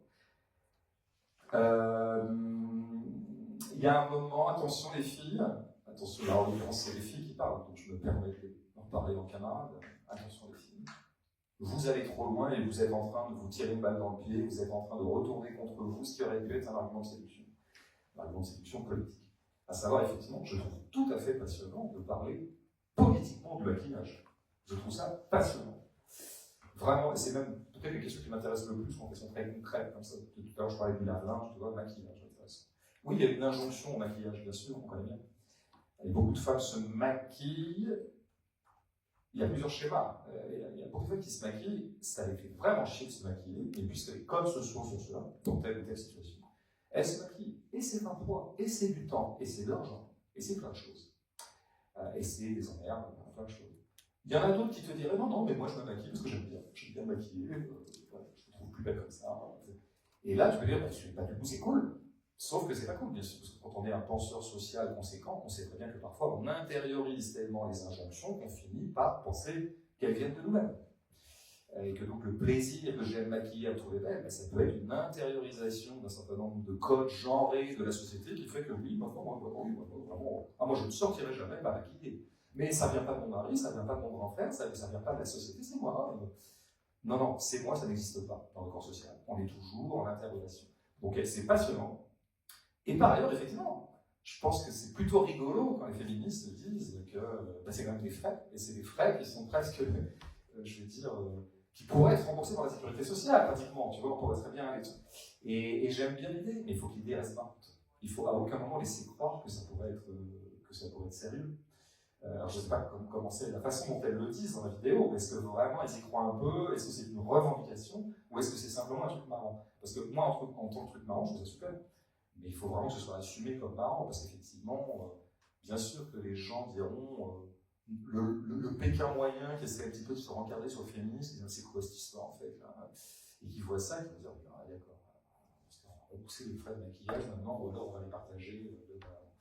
Évidemment que ça va trop loin. Je pense que parfois il y a effectivement un excès comme ça qui sabote un peu la cause de l'intérieur. Moi je prends un peu cet exemple-là, parfois c'est Alice Coffin qui est genre élue de la mairie de Paris, je pense, il me semble que c'est ça, Alice Coffin, qui a écrit des livres assez hardcore, qui a des positions souvent assez radicales, une espèce de féminisme, alors lesbien, c'est intéressant, elle revendique elle-même, c'est pour ça que je me permets de le dire, et qui avait dit une fois, jusqu'à la fin de mes jours, je ne lirai plus de livres d'hommes. Et c'était une espèce de compensation pour dire, bah oui, de tout temps, la culture a été dominée par les hommes, ce qui est vrai. Je veux dire, quand on a mon âge, et qu'on on est allé à l'école, au collège, au lycée dans les années 70, 80, 90, bah ça consistait en quoi? Étudier les lettres, bah c'était étudier des auteurs hommes. Et puis pendant longtemps, les cinéastes, c'était des hommes. Et puis pendant longtemps, donc en fait, et puis en plus par ailleurs, on invisibilisait, comme on dit, les rares femmes qui avaient quand même réussi à se faire une petite place dans ce concert masculin qui a été la création pendant des siècles et des siècles. Et donc j'aime assez, je trouve une très très belle idée une féministe dit moi, du coup, je vais lire que des femmes. Je trouve ça très intéressant. Vraiment, ça me passionne, ça. Mais je pense qu'elle va trop loin. Je pense que si elle avait dit je vais passer un an et je ne verrai que des films de femmes et je ne lirai que des livres de femmes, un an, je trouve ça parfait. Mais vraiment, je trouve ça parfait. De dire, mais ouais, en fait, je vais faire une espèce de symétrie. Avant, on faisait dire que des mecs, il n'y avait que des cinéastes mecs. Je vais faire pendant un an, je ne regarderai que des cinéastes femmes et que des livres de femmes, ou je ne sais pas quoi, des peintres, des expos de femmes. Je trouve ça nickel. Mais elle va trop loin. Elle va beaucoup trop loin, et à mon avis, elle sabote sa belle idée en disant jusqu'à la fin, je ne lirai plus jamais un livre d'homme jusqu'à la fin de mes jours. Et en plus, je me disais, c'est un peu boutade quand même, les codes, c'est un truc de stand-up, tu vois. Mais non, tu peux pas, elle était sérieuse. Donc, bah oui, je pense qu'à ce moment-là, oui, on en arrive à des trucs un peu bizarres dont on parlait tous les deux off. Il faut arriver à trouver un dosage dans la radicalité. Mais quand on dit ça, est-ce qu'on n'est pas en train d'appeler les radicaux à être un peu plus raisonnables, et donc du coup on devient des sauces verts, on se retrouve dans des positions instables, inconfortables. Ce que tu dis, bon, tu reviens beaucoup sur la question de l'art, la question aussi de séparer. Non, tu dis pas comme ça. En tout cas, la question de est-ce que tout est politique, est-ce qu'on peut avoir une saisie uniquement artistique d'une œuvre. Et en même temps, tu n'évites pas aussi la question sur, je donne un exemple, et je te laisse peut-être développer, sur le fait que, par exemple, Houellebecq, considéré comme un grand écrivain, alors que très peu de style, Houellebecq, ce qui est déjà étonnant. Ce que tu dis, c'est que ses écrits sont complètement pulvérisés de l'intérieur par ce que tu estimes des ressorts psychologiques, à savoir la question de la misogynie. Je vais peut-être développer sur ce point. Donc, le fait de dire que oui, on ne peut pas avoir une saisie politique de tout, mais tout de même, il y a des choses qui ressortent d'une façon ou d'une autre et qu'on peut tout à fait constater, analyser. La question un petit peu difficile que j'essaie de me poser dans les 50-100 dernières pages, le croisement entre l'art et la politique, et donc plusieurs sous-questions, mais dont une est en quoi une saisie politique d'une œuvre d'art, d'un film ou d'un livre, je vais en venir à ces deux arts pour l'instant, peut-elle être pertinente artistiquement et politiquement. Politiquement toujours. Si je repère du racisme dans une œuvre, moi j'aurais fait œuvre politique. Et bon, parfois ça fait avancer la cause, ça peut être intéressant, etc. Est-ce que c'est intéressant sur l'œuvre elle-même? C'est-à-dire, dans quelle mesure un défaut politique d'une œuvre devient un défaut esthétique? Autre façon de formuler la question, peut-il y avoir des grands films misogynes? Autre façon de poser la question, peut-il y avoir des grands romans d'extrême droite? Il y a des éléments d'extrême droite dedans, il y a une coloration générale d'extrême droite, des éléments de racisme, des éléments d'homophobie, des éléments de misogynie, des éléments de pensée autoritaire, parce que c'est ça qui caractérise l'extrême droite, mais il se trouve quand même que c'est une grande œuvre. Bon, la question devient grinçante. Et là, l'hypothèse Céline arrive tout de suite, puisque Louis-Ferdinand Céline, quand même collaborateur, je pense qu'on peut quand même l'appeler comme ça, antisémite, je dirais radical, voire hystérique, est aussi quelqu'un qui a quand même écrit des grands livres. Alors, a-t-il écrit des grands livres malgré son antisémitisme? Est-ce que son antisémitisme a fait partie des ressorts de sa créativité? Vous voyez qu'on arrive dans des eaux extrêmement troubles. Moi j'aime bien les eaux troubles, c'est pour ça que je trouvais intéressant d'y aller. Donc, dans le cas de Houellebecq, Houellebecq, de toute façon, c'est à la fois quelqu'un qui écrit des romans, mais aussi il parle beaucoup en dehors de ses livres, et on le fait souvent réagir à l'actualité, on lui demande son opinion. Il a dit beaucoup de choses, parce qu'il est souvent reçu un peu comme quelqu'un qui va comme ça, nous faire offrande d'un certain nombre d'oracles sur la société contemporaine, comme s'il était dépositaire d'un savoir particulier sur la société contemporaine. Donc on le fait beaucoup parler de politique. Et bon, on a fini par bien comprendre son identité politique. C'est vraiment un penseur que je dirais, le mot qui lui va le plus, c'est vraiment réactionnaire. Réactionnaire au sens le plus vraiment puissant du terme, et je pense qu'il est puissamment réactionnaire. C'est un type très intéressant, Houellebecq. Très intéressant. Dans quelle mesure est-ce que cette coloration politique est une limite esthétique? c'est-à-dire ça ampute un peu ses capacités créatives. On pourrait dire que pas du tout, on pourrait dire mais non, rien à voir, tu pouvais être un grand écrivain, bien qu'ayant cette espèce de passif politique qui s'appellerait être un réactionnaire. Alors moi j'essaie de m'interroger là-dessus, c'est des questions compliquées, et je me dis, il y a quand même quelque chose que je comprends. C'est vrai qu'un des ressorts fondamentaux de Houellebecq, c'est vraiment la misogynie, vraiment, on pourrait appeler ça un affect structurant de son œuvre, vraiment, elle est partout, tout le temps. Je crois que j'ai dû lire 7 romans sur 10, donc je crois que je connais bien le bonhomme. J'en suis l'absolu contemporain, donc je connais bien le dossier. Et vraiment, c'est le trait qui revient le plus souvent, la misogynie. Il y a même un livre qui a été très mal compris de lui, je crois dont on n'a pas compris quelle était la contradiction principale, ou quelle ligne de front principale il posait, c'est Soumission, le fameux livre Soumission qui est sorti juste en plus les attentats après, juste après les attentats de Charlie Hebdo. Et que beaucoup ont taxé d'islamophobe. Alors, évidemment, Houellebecq s'était beaucoup répandu, parce qu'il a été quand même le premier, à l'époque ça se faisait pas beaucoup, c'était pas beaucoup, à l'époque c'était pas trop la mode, on était en 99-2000, je crois, il avait dit l'islam est la religion la plus con du monde. Parce qu'il lui avait valu beaucoup de cris d'orfraie à l'époque. Et à l'époque, bon, l'islamophobie, si tu veux, elle était présente, mais elle était quand même beaucoup moins décomplexée, elle n'avait pas des chaînes de télé à ça, donc il avait quand même, s'était pris quand même une volée de bois vert à l'époque. Quand on disait ça, quand même, passait un sale quart d'heure.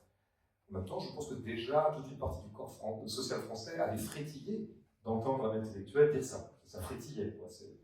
Ça s'érotisait un petit peu dans son coin. Bref, donc on sait ça. Et quand il sort Soumission, lui, c'est un roman islamophobe. Pourquoi? Donc Soumission avait cette espèce d'idée, c'était une légère anticipation. Ça se projetait 10 ou 20 ans plus tard dans la société française, je ne sais plus exactement et un parti musulman se présentait aux élections. Il prenait le pouvoir. Et il prenait le pouvoir, et finalement le narrateur, qui était un Gaulois universitaire, s'en accommodait assez bien. Finalement, il est possible. Parce que Houellebecq est un mec retors et plutôt marrant, donc c'est toujours compliqué de voir ses vraies inventions. Il est suffisamment malin pour noyer toujours un peu le principe. Et donc, évidemment, quand le livre sort, Soumission étant en plus une traduction de l'islam, du mot islam pour Houellebecq n'arrêtait pas de dire que l'islam veut dire soumission, donc c'est de ça qu'il parlait, donc il parlait bien de l'islam, en plus sous l'angle le plus susceptible de heurter les sensibilités droits de l'hommiste françaises, à savoir la soumission, donc évidemment la soumission de la femme à l'homme. Donc de toute évidence, il était en train de nous écrire une espèce de dystopie qui était, attention, l'islam va bientôt arriver au pouvoir, et on soumettra les femmes, et ce sera pas bien. Comme la société française était en train de devenir très islamophobe à ce moment-là, on est en 2015, donc le processus de cristallisation de l'islamophobie a déjà eu lieu. Quand le livre sort, il y a tout un pan, il y a la moitié de la critique qui dit c'est vraiment dégueulasse, c'est islamophobe, puis il y a l'autre moitié de la critique de droite qui dit non, pardon, mais ce livre nous met en garde contre ce qui va beaucoup foutre pas envie. Mais le livre, en fait, c'était pas ça. Le livre, c'était pas du tout ça. Peut-être qu'il y avait quelques traits islamophobes, évidemment, qu'on va faire. Houellebecq ne s'en fait pas. Mais le vrai truc fondamental, c'était qu'en fait, il disait, voilà, le péché originel de la société française, c'est mai 68. Grand ennemi de Houellebecq. Mai 68. Le progressisme, les gauchistes, qu'ils détestent. L'émancipation féminine, qu'ils détestent. Ils pensent que depuis que les femmes se sont émancipées, ça a castré les hommes et ça a bousillé la sexualité des hommes. Donc, émancipation des homosexuels, émancipation, tout ça, 68, déteste. Donc, il y a ce péché originel. Il faudra absolument nettoyer ce péché. Il faut que la France se remette de ce saut progressiste. Et donc, c'est là qu'il est réactionnaire, il est contre-révolutionnaire. Il veut effacer un peu ce qui a eu lieu, remettre les compteurs à zéro, effacer le progressisme et revenir à la société d'avant, la société autoritaire, patriarcale, où les femmes n'étaient pas émancipées, où les homosexuels n'étaient pas émancipés, où les gauchistes fermaient leur gueule, et les ouvriers aussi. C'est ça qu'il veut. Donc lui, en bon penseur qu'on appelle contre-révolutionnaire, vraiment, il y a une tradition comme ça, contre-révolutionnaire en France, c'était vraiment une tradition d'écrivains du 19e qui voulaient remettre les compteurs à zéro après la Révolution française, qui avait été considérée comme le 68 de l'époque. Je suis désolé d'être long, mais il faut que je le sois, pour être précis. Et Houellebecq est vraiment dans cette tradition contre-révolutionnaire, donc tout simplement, lui, la révolution qu'il faut effacer, c'est la révolution de 68. Et il dit il va falloir faire un effort contre-révolutionnaire. À l'époque, les penseurs contre-révolutionnaires au 19e, ils disaient il va falloir restaurer la religion chrétienne, puisque pour eux, la Révolution française avait mis à bas l'autorité de l'Église catholique sur la société française, ce qui n'était pas faux. C'était quand même une grosse poussée de déchristianisation, la Révolution française, entre autres choses. Donc les penseurs contre-révolutionnaires voulaient refortifier la religion catholique pour de nouveau foutre en l'air ces espèces de gens des Lumières là, qui avaient pris possession de la France pour sa perte et pour sa décadence. L'équivalent pour Houellebecq, c'est ça, il faudrait donc effacer 68, et il faudrait qu'on se refortifie sur nos bases catholiques. Parce que Houellebecq, le livre était traversé comme ça par une espèce de nostalgie du catholicisme. Sauf qu'il dit, le problème c'est que le catholicisme est faible, il est nul, il est foutu. Les églises sont vides, il n'y a plus de croyants, cette religion est devenue nulle, elle ne peut en aucun cas faire l'effort d'effacer 68. Elle a perdu. Il y a une religion très forte en ce moment, très active, avec beaucoup de fidèles, beaucoup de praticiens, et qui en plus, parfois, se donne des objectifs politiques. C'est l'islam. Donc soumission, c'était quoi? C'est de Houellebecq qui dit que, je la fais courte, le catholicisme n'est plus en mesure de restaurer la vieille société patriarcale où les femmes étaient dominées, et donc on va faire alliance objective avec l'islam qui, lui, va être en mesure de soumettre les femmes. C'était ça, soumission. La vraie soumission, c'était ça. Et je défie quiconque de dire le contraire en ayant lu le livre. C'est vraiment ça que ça tissait. Je connais bien mon Houellebecq. Tout ça pour redire que la passion première de Houellebecq, c'est pas tant l'islamophobie, c'est la misogynie. C'est vraiment quelqu'un qui ne supporte pas que les femmes s'émancipent. Sans doute pour, je dirais, un passif sans doute personnel par rapport aux choses du sexe ou aux choses de la séduction. Quand on dit Houellebecq a un physique. Mais non, pas plus loin. Non, mais je pense qu'il y a un rapport à sa maman aussi qui est extrêmement conflictuel. Après, je sais pas. Il y a un gros problème avec la gente féminine. Est-ce que c'est un problème, je reviens dans mon point, est-ce que c'est un problème esthétique? Est-ce que ça le rend un moins bon écrivain? Je dis oui, pour une raison simple, Houellebecq, en 10 romans, a été infoutu d'écrire un grand personnage féminin. Tous les personnages de femmes dans les livres de Houellebecq se ressemblent. Moi, ce qui me gêne, c'est même pas tant qu'elles soient, qu'elles soient toujours regardées par le narrateur avec assez peu d'aménité, c'est qu'en fait, ce soit toujours les mêmes. Il a les vieilles cases de l'imaginaire patriarcal. En gros, les femmes sont soit des espèces de butins à disposition, et c'était ça qu'il attendait de l'islam, dans ce soumission tout à fait retors, à savoir, enfin, on allait remettre les femmes à disposition des hommes et de leurs caprices sexuels, dans une espèce d'idée, évidemment, de l'islam totalement frelatée, mais c'est l'idée de Houellebecq. C'est une espèce d'idée orientaliste de l'islam, vous voyez, c'est une espèce de vieille idée coloniale, quoi. Le truc, les femmes musulmanes, elles sont vraiment à disposition sexuelle des hommes. Et donc ça va être la première case, ou alors il y a l'autre case qui est bien connue dans l'imaginaire patriarcal, c'est la sainte. La sainte, celle qui n'a pas de corps, celle qui n'est pas de l'affect et de sexualité. C'est la sainte, c'est maman en fait. Maman, putain. Bon. Et donc du coup, si vous voulez, quand vous avez un écrivain, pourtant un romancier pour moi, le génie d'un romancier, c'est de mettre en scène des personnages. C'est de créer une espèce d'humanité comme ça, riche, de savoir dessiner un personnage, de croquer. Je pense que c'est beaucoup ça quand même, le travail du romancier. C'est pas que ça, mais c'est beaucoup ça. Ben là, on voit un vrai déficit, une immense lacune de Houellebecq à peindre des personnages féminins dignes d'intérêt. Et donc, ça rend un romancier moins bon qu'il aurait pu être. Vous voyez, j'étais long, mais c'est un exemple où un affect politique, ou un affect traductible en termes politiques, à savoir un esprit réactionnaire, devient un empêchement esthétique. Je l'avais déjà écrit à une époque, il y a 10 ans, j'avais écrit un article plutôt sur le cinéma, et j'essayais de me demander, pareil, est-ce qu'un cinéaste misogyne, ça emprunte sa créativité? Je prenais comme exemple Scorsese. Scorsese qui est sans doute moins réactionnaire et moins contre-révolutionnaire que Houellebecq, et puis Scorsese qui est plutôt un cinéaste qui m'a toujours intéressé, dont je pourrais même dire qu'il y a quelques films de lui que je trouve absolument éblouissants. Il y a des hauts, il y a des bas chez Scorsese, mais il y a à boire, à manger, il y a tout ça. Mais il y a aussi il y a des chefs-d'œuvre. Mais par contre, c'est vrai que Scorsese, alors peut-être une espèce de catholique italien qu'il est, pas extrêmement progressiste sur un certain nombre de questions, je sais pas, je vais un peu vite. Pareil, les personnages féminins chez Scorsese, c'est pas grave. Il sait pas faire. Il sait pas faire, on sait qu'il est emmerdé avec ça. Quand c'est pas le diable, comme Charles Stone dans Casino, c'est toujours un peu le diable, c'est un peu la tentatrice. C'est pour ça que ça m'intéressait beaucoup quand il a fait son Christ à lui, qui s'appelait La dernière tentation du Christ. Alors, c'était quoi la dernière tentation du Christ? C'est que peut-être le Christ avait été tenté par Marie-Madeleine. Le Christ avait failli abdiquer sa vocation de Christ en cédant au pouvoir de séduction de Marie-Madeleine, pour ceux qui connaissent un peu cette histoire.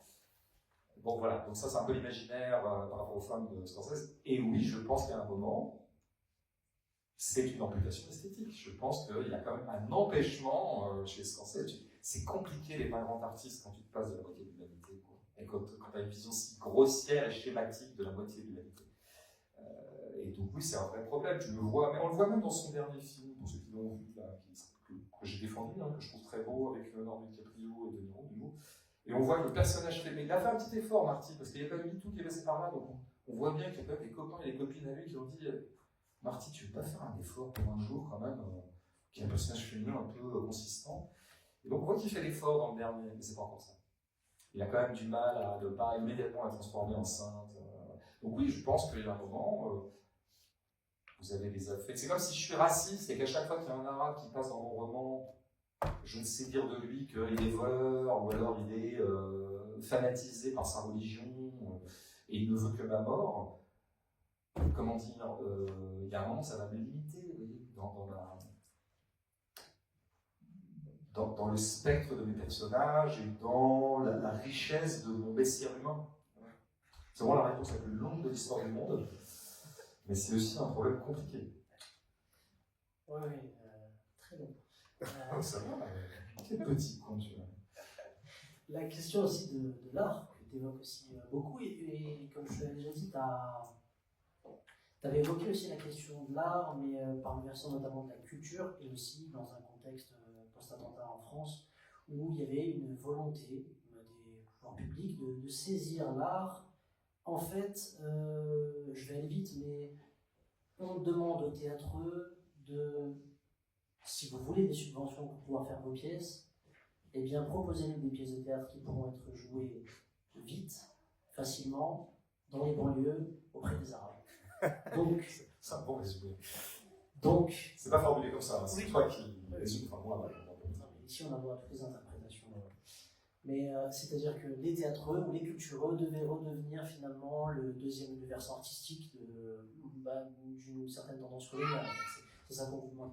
Et puis finalement, les cultureux, je les vois aussi dans une situation où on peine déjà à avoir des subventions. Donc finalement, qu'est-ce qu'on fait? Dans quel juste milieu on se trouve?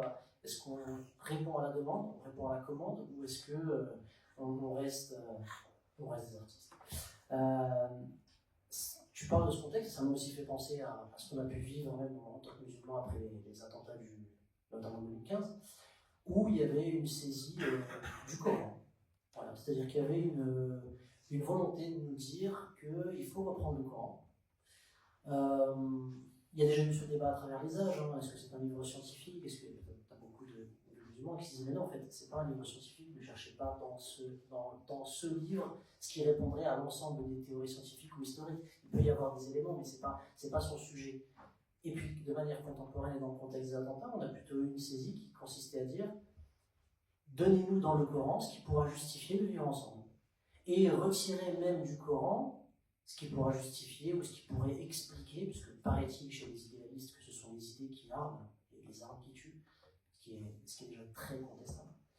Mais il y avait cette volonté de dire donnez-nous une sorte de Coran, vous musulmans, un peu acculé comme ça, donnez-nous une sorte de Coran qui permet de vivre ensemble, en fait qui permet, très objectivement, de pallier à ce que des hommes et des femmes politiques n'ont pas réussi à faire, ou de répondre à leur impuissance en faisant du Coran, et c'est ce que t'expliques notamment toi par rapport à l'art, quelque chose qui n'est pas. Maintenant, le Coran, c'est pas un instrument d'union, en fait. Laissons au Coran ce qu'il est, et puis si ce qui est écrit dans le Coran ne te convient pas, eh bien ne le lis pas, par définition. Mais n'essaye pas de saisir un objet qui t'est extérieur pour essayer finalement, non pas encore une fois d'émanciper les gens, d'émanciper les musulmans, mais de contrôler les gens. Contrôler le bien public, contrôler la société, ou contrôler les individus, dans une logique, encore une fois, qui dépasse son objet même. Et donc, moi, je te laisse parler dans le contexte de 2015, mais toi, je te laisse peut-être revenir sur la question de l'art, et comment est-ce que les pouvoirs publics, notamment en France, ont tenté de saisir l'art à des fins uniquement politiques. Non, mais j'aime beaucoup ton passage par le Coran, parce qu'effectivement, c'est un livre.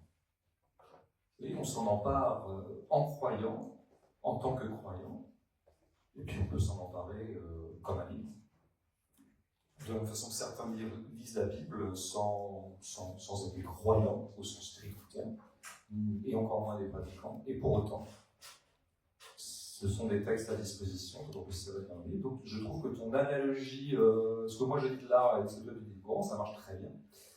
Et dans les deux cas, il y a un gros problème qui serait effectivement, alors, si on était gentil, on pourrait dire la réquisition politique du Coran, la réquisition politique de l'art.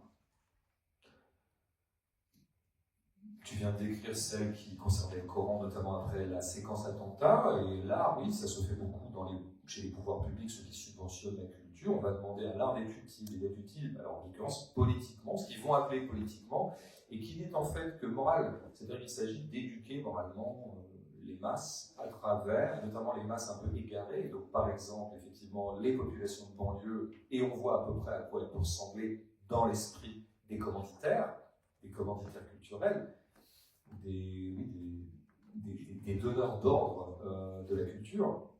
Donneur d'ordre, donneur de subvention, c'est un petit peu la même chose, puisque la subvention est un moyen de contrôle. Il ne faut jamais oublier ça non plus.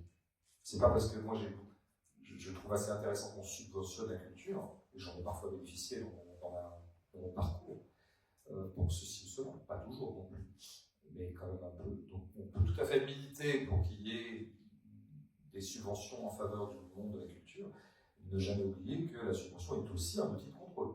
Elle est aussi un outil de monnayage. C'est un petit peu comme la dette, d'un point de vue plus économique. La dette, c'est la dette. La dette est un moyen de contrôle. Je te prête de l'argent, donc tu te dois à moi, tu es endetté. Ah ben du coup, je vais quand même pouvoir avoir mon mot à dire sur la façon dont tu administres ton pays, par exemple. Je pense que ceci est de nature à élucider la actuelle entre la France et l'Union européenne. La subvention, c'est pareil. On va négocier. Je veux bien te donner une subvention, enfin quand même, tu vas avoir un cahier des charges. Et le cahier des charges à la culture, il était, je dirais, ce que ces gens-là pourraient avoir l'obscénité d'appeler politique, mais moi je leur refuse le mot. J'appelle ça moral, puis j'appelle ça surtout éducatif. Voilà. Il s'agissait de réquisitionner l'art à titre éducatif. Alors je crois qu'il y avait quelque chose qui est totalement contraire à l'art, et à mon avis totalement contraire à des textes sacrés, comme le Coran, comme la Bible, c'est l'éducatif. Je veux dire, tu peux lire le Coran parce que tu veux te pénétrer d'une spiritualité, et tu travailles le texte. Tu travailles le texte avec toi-même, puis avec des interlocuteurs, musulmans eux-mêmes, lesquels tu peux discuter des textes, et ça c'est du travail, voilà, c'est pas pour moi, ça n'a rien à voir avec l'éducatif, tu rêves autour du livre, tu l'extrapoles, voilà. C'est tout à fait un travail de lecteur de littérature, Un livre, ça se rêve. Un roman, ça se rêve. Et on rêvasse autour d'un